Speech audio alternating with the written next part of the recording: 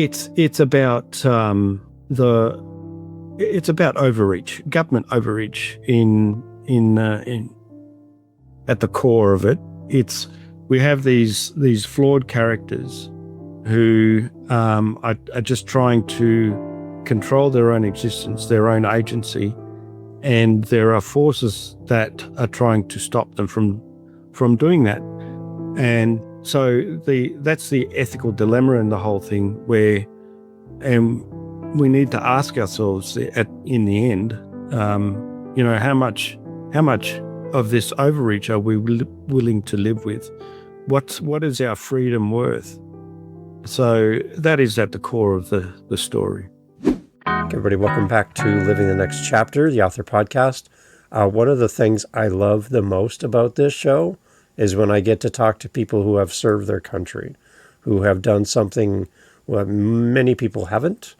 We see it on TV and movies and stuff and go, wow, what brave people to go out and serve their country. John has done that, and I always have a special place in the show, in my heart, for anyone who served their country. So, John, first of all, thank you for being on the show. Second of all, thank you for your service to your country. Welcome to Living the Next Chapter. Glad to have you here. Thanks, Dave. I really appreciate the opportunity. Excellent, John. Now, I know, John, I don't have an accent. And as a Canadian, I don't have an accent. There's something special about your accent. Now, you're probably going to say that I have an accent. If I say about or about, things like that, that's kind of a Canadian thing.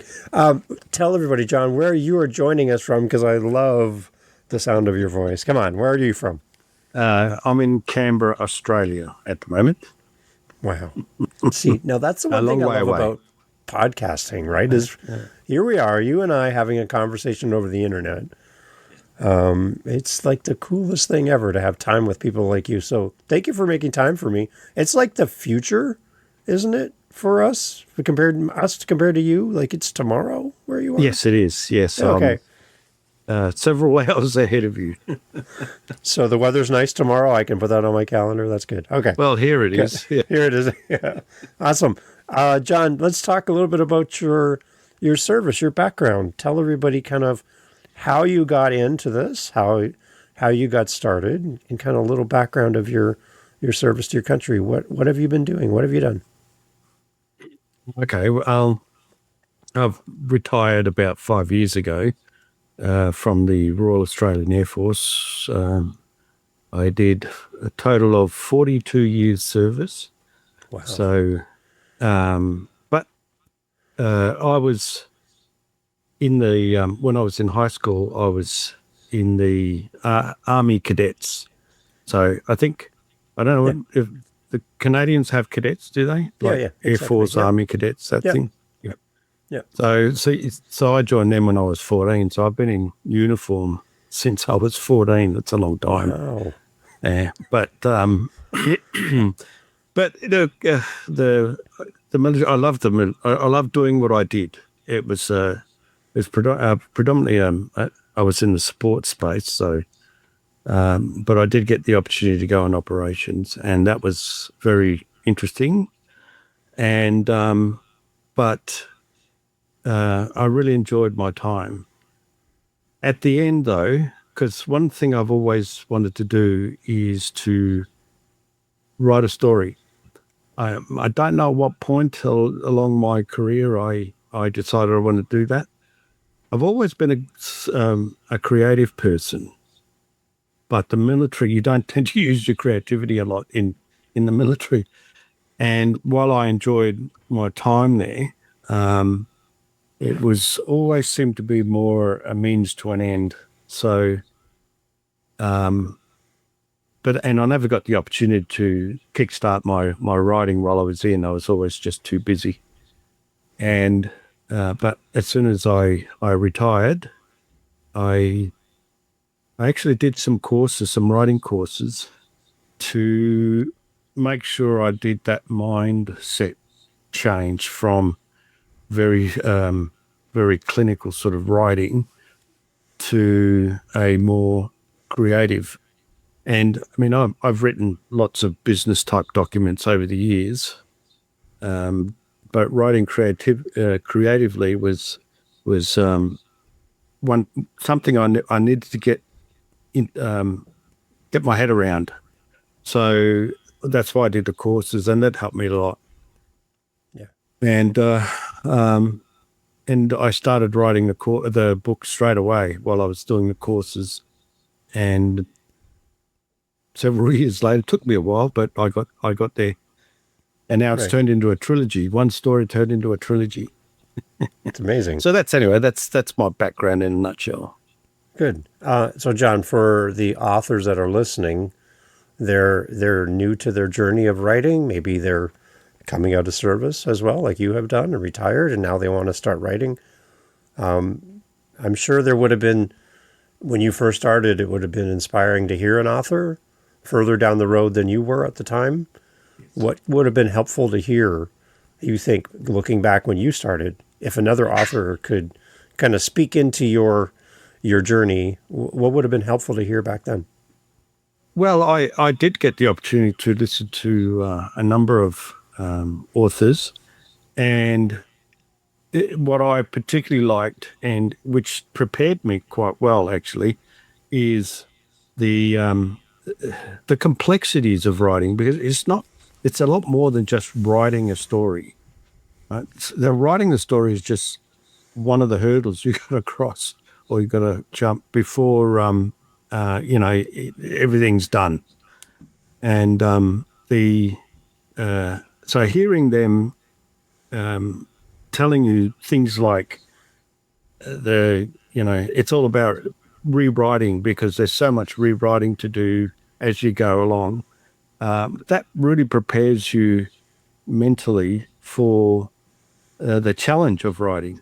It's because you might write several chapters, and because the story is developing, and you put characters in different scenes, then a scene might play out completely different to how you might have initially planned it.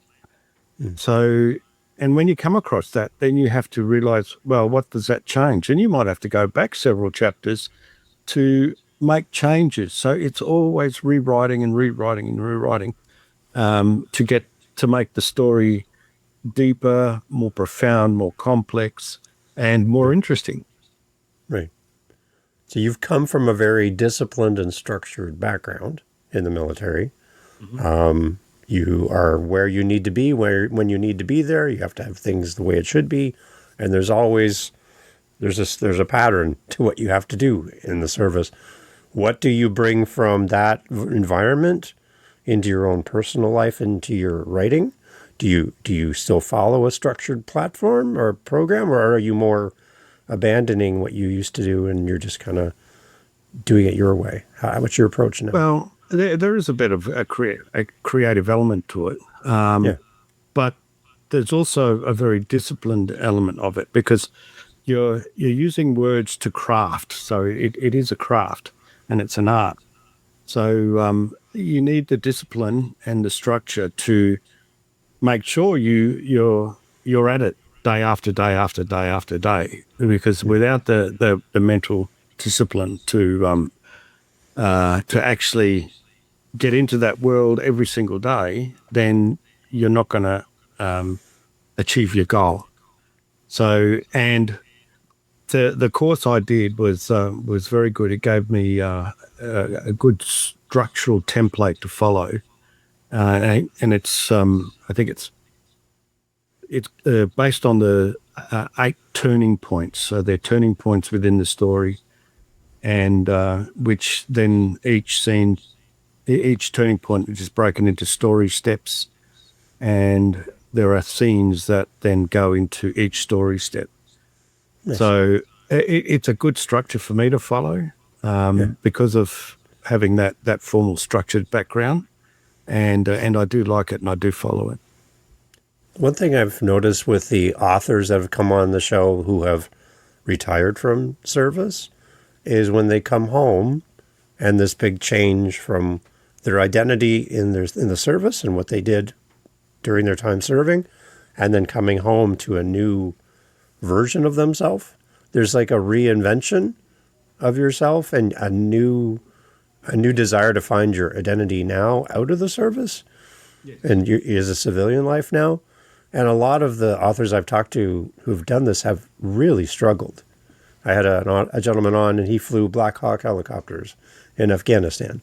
And he came home, and he wants nothing to do with helicopters.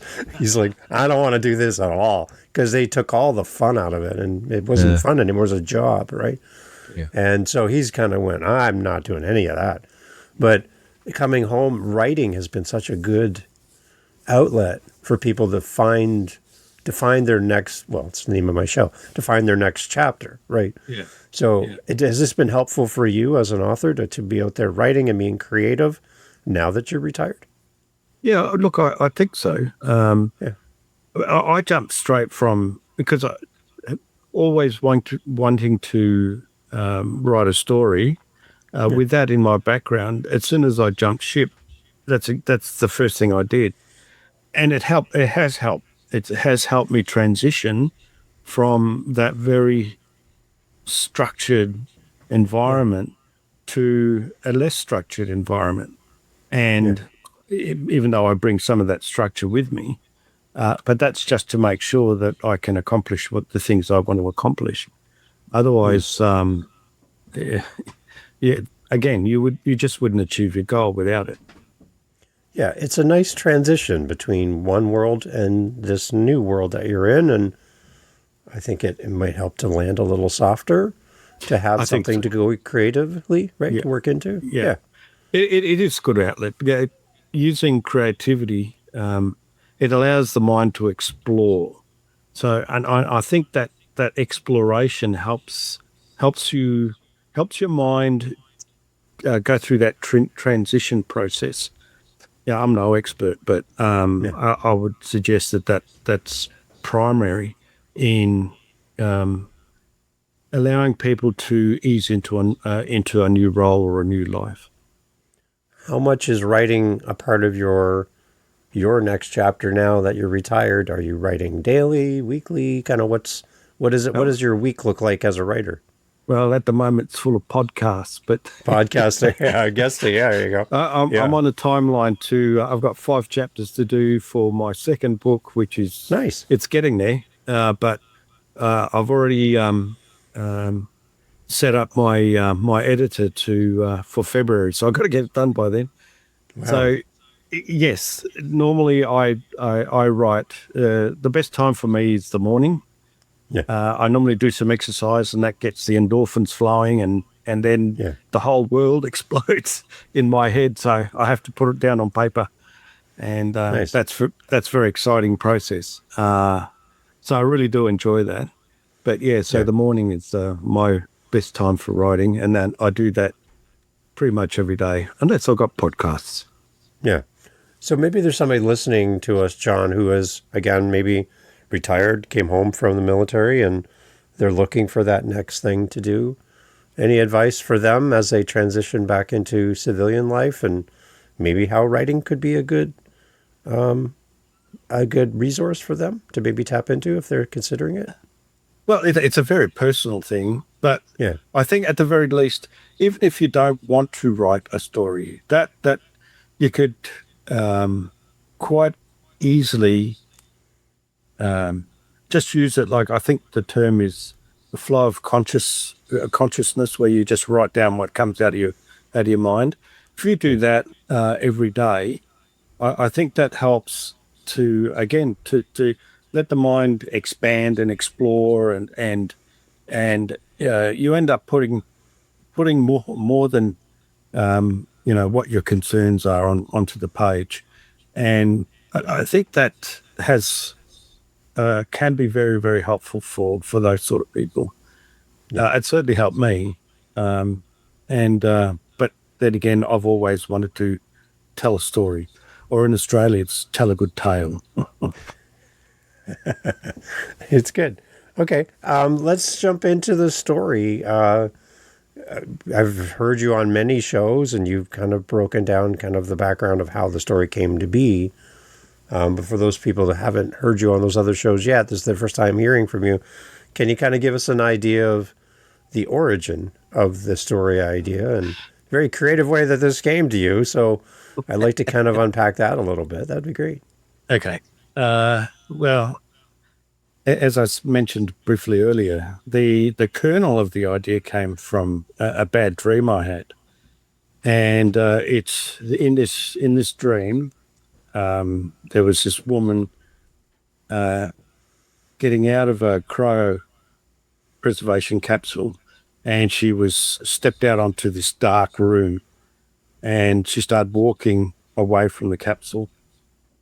And at some point, I changed places with her, and I was walking into the darkness basically, and there were these hands coming up from the floor, grabbing your legs, saying, "You do not belong. You do not belong." So, and so yeah, I guess as I've said before, I don't know what my subconscious was trying to tell me at the time, but it was, as soon as I woke up, I thought, that's really interesting, because I've always been a sci-fi fan. So I thought, I think I need to use that in a story. So, which I did. So the first story I wrote, it was always going to contain that cryopreservation, cryonics, and a woman stepping out of it. How long ago did you have this dream? Sorry? How long ago did you have this dream? Oh, it's years ago. Maybe anywhere from more than 10 years, maybe Really? less than 20. Yeah. Yeah. So that really sat with you, this dream. That was like Oh, yeah. a moment, right? Yeah. It's interesting when those dreams, little taps on the shoulders like that happen. Yeah. This idea comes from nowhere. It seems. Yeah. As you look back over the years, though, does any of it make sense now? In hindsight, does it kind of add up? Well, I suppose it could represent, because around that time I was becoming senior in the Air Force, and I was already looking or thinking about what to do when I retired. And so, I mean, potentially it could be my subconscious telling me that it's time to go. Perhaps I don't know. Really? It's certainly an interesting. It was an interesting dream to have, as you say, and I don't. There was nothing that I could think of at the time that would have created that. Okay. I mean, I've had another dream which and after that one, but which I've now used as a basis for one of the books I'm going to write in the future, and so that's two. So they're just ideas, and I don't know. Perhaps I was also exploring the idea of writing stories, see, and my subconscious mixed the two together, and came up with these thoughts. I don't know why they're bad thoughts, but maybe it's just because if you want to write an interesting story, it's got to have, some sort of deeper meaning. Who knows? Yeah. So that initial dream, were you feeling fear within the dream? Was it curiosity? Kind of what was the tone of the dream? There was some fear, Okay. and it was, 'cause I remember it being very awkward, because even though I'd swapped places with this woman, Yeah. I was feeling what she would be feeling. Yeah, I don't know if that makes sense, but Yeah. and so she was terrified, because she was waking up from whenever she was frozen and into a dark room with nobody around. So it's she was quite terrified. And when the hands come up back to the floor, it was even more terrifying. But the meaning of you don't belong is an interesting. Again, there could be lots of things, or nothing at all. So how did that dream then manifest itself in the writing process? Was that kind of like a foundational moment for you as a writer? Uh, well, from the moment I had the dream, I Yeah. knew I had to put it in a story. Yeah. So, and when the very first draft I did of Cryonic Dreams was, it started with the doctor, um, going through the procedure to wake the woman from, or reanimating the woman from Yeah. her cryonic preservation. So it starts there. So it was it was really fundamental core part of the story. And it also acts as a metaphor for mortality, your identity, and control over your existence, you know? Mm. So, look, I think it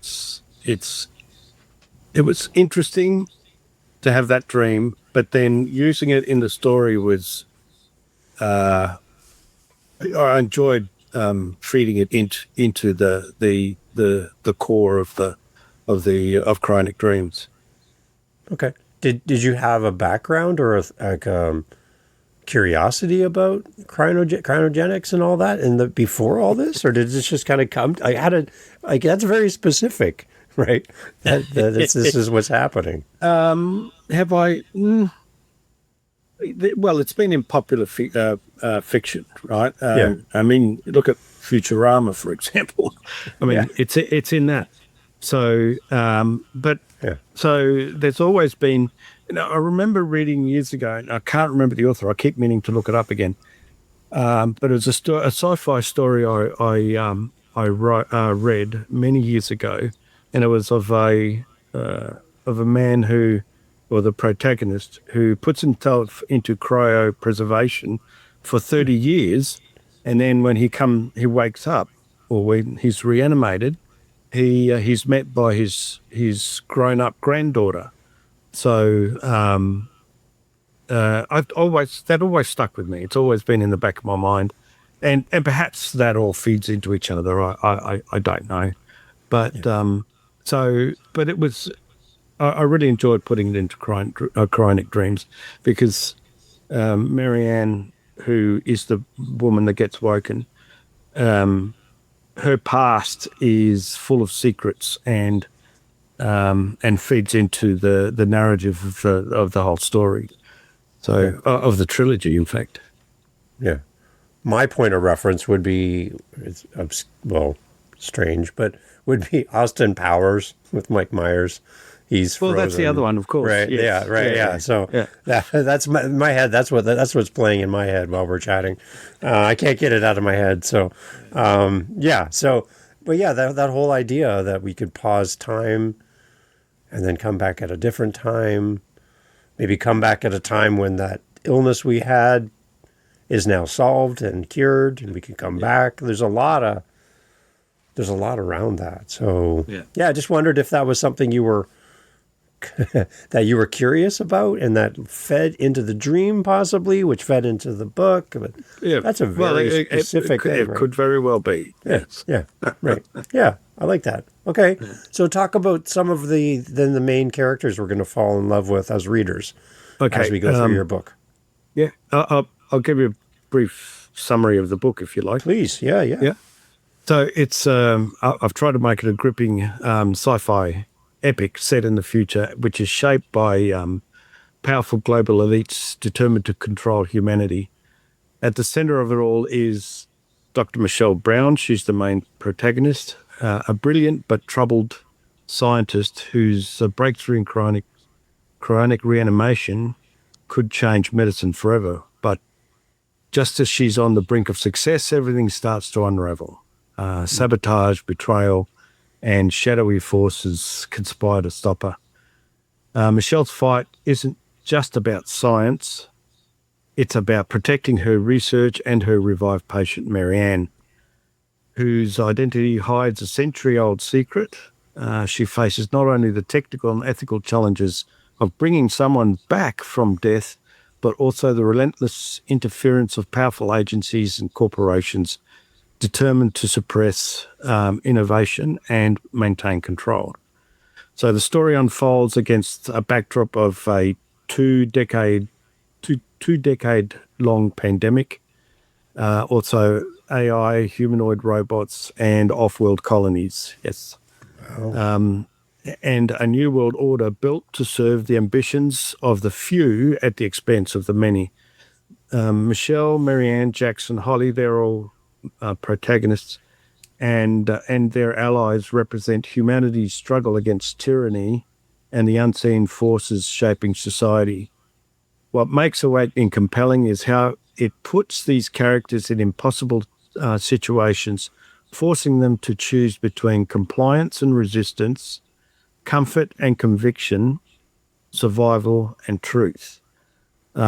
As the first part of the trilogy, Awakening ends with Michelle and her companions fleeing a collapsing Earth, pursued by an agency determined to suppress the truth and rewrite global control.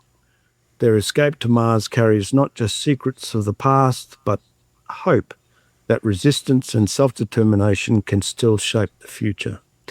So that's a brief summary of. Okay. Yeah, I think anybody that loves anything to do with time travel, really, it's kind of a time travel In a way, version in the yeah, way, because they're paused. yeah, Time moves on. They come back. Time's different, right? There's a little bit of that. I think that might be one entry point for a reader as well. yes. So Marianne, the woman that is reanimated, she's got no memory when she wakes up, so Wow. she can't remember her past. So part of the story is them finding out about who she was and why she was frozen in the first place. Because there are a lot of as the story unfolds, you learn that she's not just anybody, so there's a lot of secrets behind her. So and they Interesting. start to fall into place slowly, which is what the first book is predominantly about. And then as all the truth comes together, the the the forces, the agency, they basically take control of Earth again completely, and which is why they leave. And that leads into the second book. It's a very So, complex I mean, story. yeah, Wow. there's a lot to it, and Yeah. and I hope readers enjoy it. But I had a lot of fun writing it. So. Yeah. Did you, well, like, again, from a concept through a dream to reality as a book, I'm sure that it's a lot of hard work to kind of create a story, create a world, create these characters, give them identity, give them backstory. There's a lot of behind the scenes work that goes into things that might not even show up on the page, right? No, well, that's right, and there are a lot of examples of that.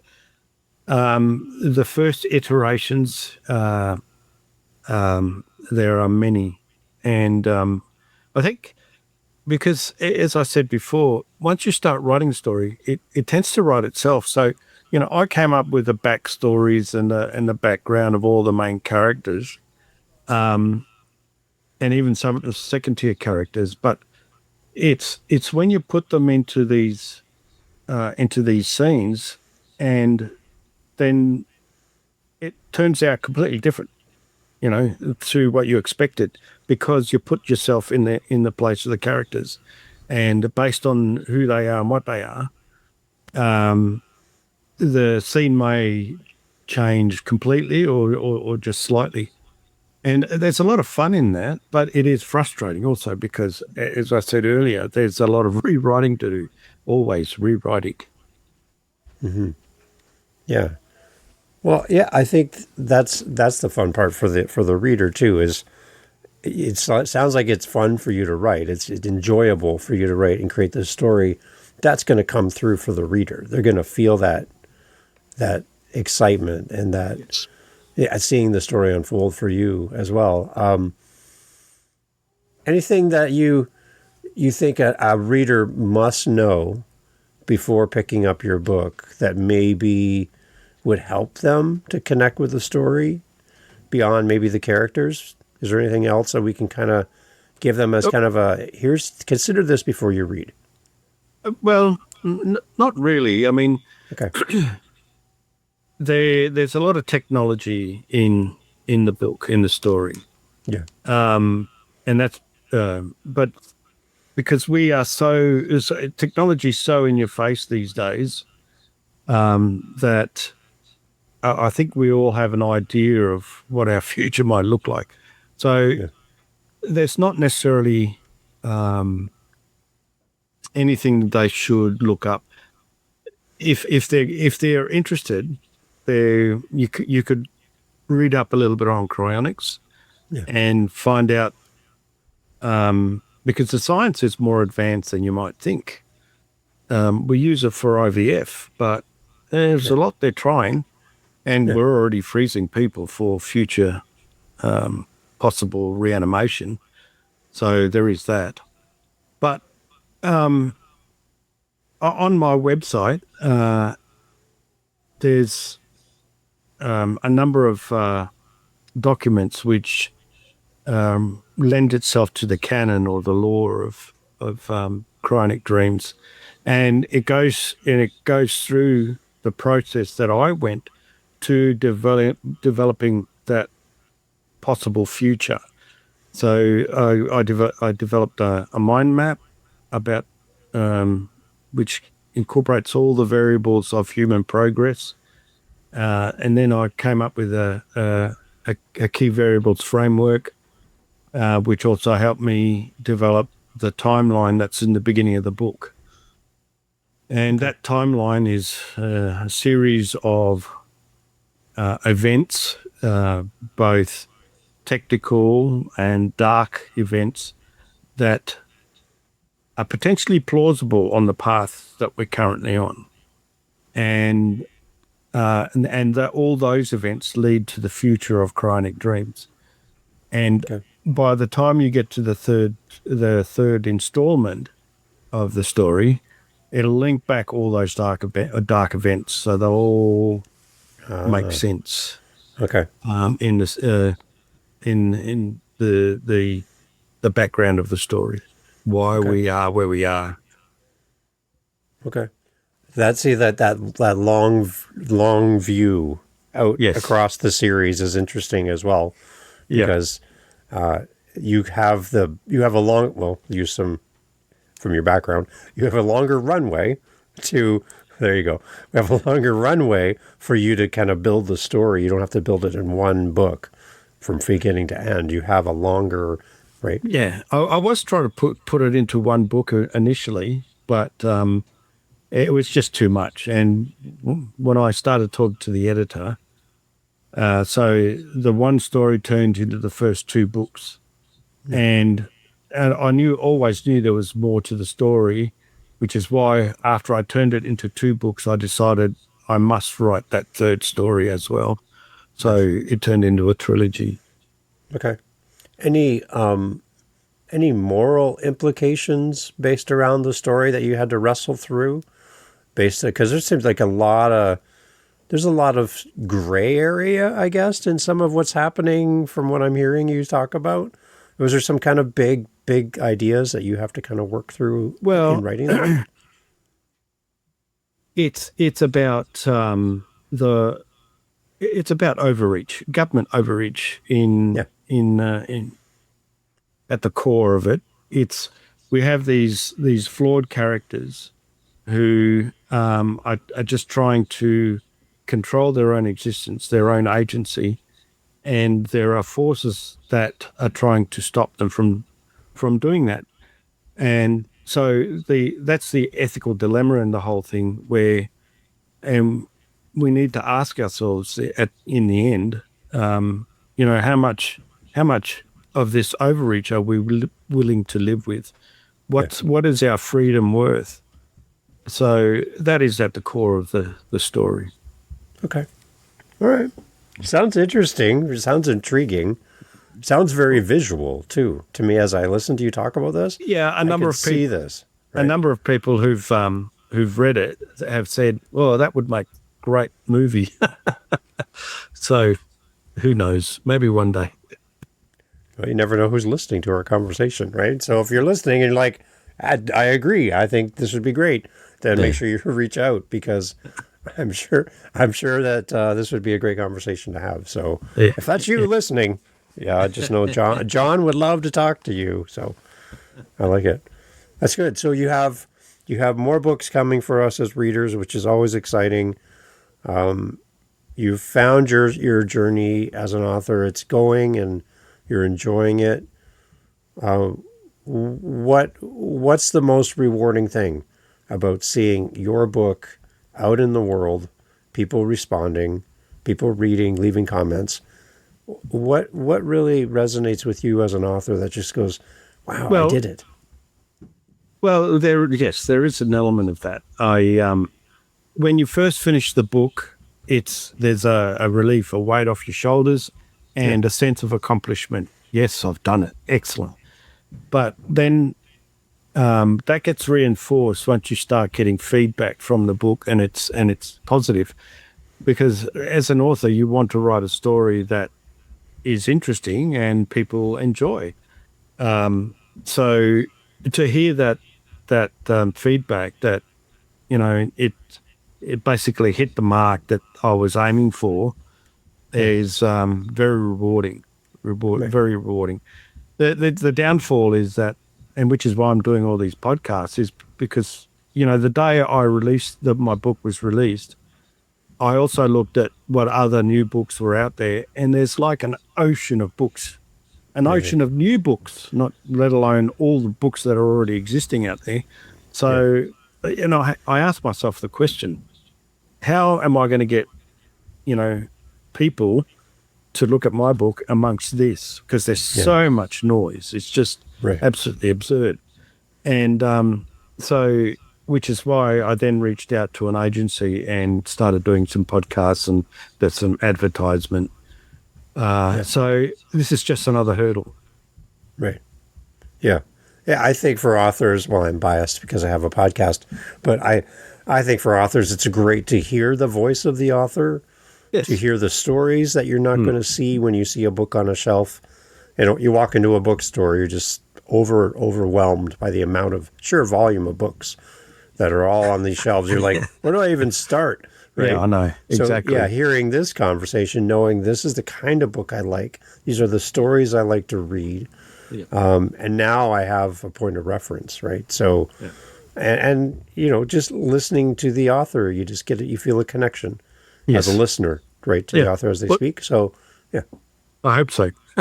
Yeah, I like it. All right, so John, tell us about your website. I'd like to wrap up here and honor your time. Okay. Your website, where we can send our listeners to follow your journey into the future as well. Okay, there are some changes coming, but it's John R. Carlos altogether .com.au. So don't forget the .au, because we're in Australia. So it won't find it without it. But so johnrcarlos.com.au. Okay. And anything special on the website we need to watch out for? Well, if you're interested in because there'll be bits about the 3 books, 4 books actually, but if you go to the canon and law, there's a whole big section there about the characters and their journey and the world that Cryonic Dreams. So there's a whole bunch of information there, which I'll keep expanding as I go. So, nice, and also there's a shop if people want to buy a signed copy of my book. They can go there, and I'll put it in the post. There you go. You'll fly it over to us, right? Yeah. Based on your background, we'll take care of that.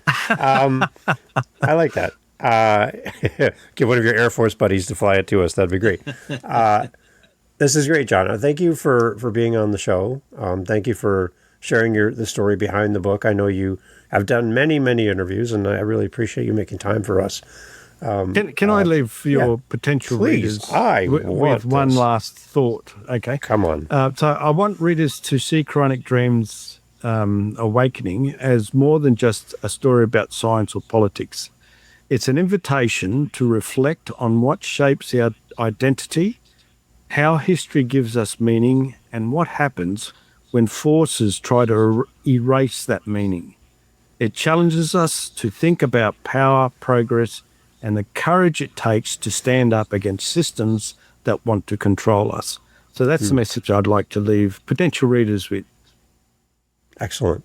John, thank you so much for doing this. Thanks for being on the show. We'll have links for your website, all your information, and links to buy the books as well. Take up John up on his offer to get an autographed copy. That's the best thing ever. John, thank you so much for doing this. Really appreciate it. Thank you, Dave. It's been fun, and I really appreciate the opportunity to be on your show. Thank you. Excellent. Everyone else, always, all information is always in the show notes. John would love to hear your thoughts, your comments, your review, wherever you get the book. And make sure that you share this with someone else that you think would love this story. And if you enjoy that scene from Mike Myers, then that's my point of reference for the story. And but so it was really great, John, to have you on here. Thank you so much. Thanks, Dave. Hey, thank you so much again for pressing play. As you've heard, great guests on the show. And one thing you didn't hear in this conversation is what? What did you not hear? Think about it for a second. That's right. Not a single solitary commercial for a mattress or a supplement or a whatever you call it. No. Why? Because we don't want to break up the conversation with commercials. So the fact that you're still here means that you are a fan of the show, I'm assuming. So if you want to help to keep the podcast going and to make me feel really happy, all I really care about is coffee, okay? I just got to be honest. I love coffee. I'm drinking one right now. It's starting to get cold. I need to warm it up. Helping us with our Buy Me a Coffee link over at livingthenextchapter.com and also in the show notes helps kind of keep the lights on around here. Remember, I'm doing this for free. I'm paying for everything. So I would love to have a little coffee donation, even $5 kind of fills up my cup. And I would love to enjoy a coffee from you. So if you're interested, again, thank you for listening. But you can use our Buy Me a Coffee link and fill up the cup. Thanks for being here.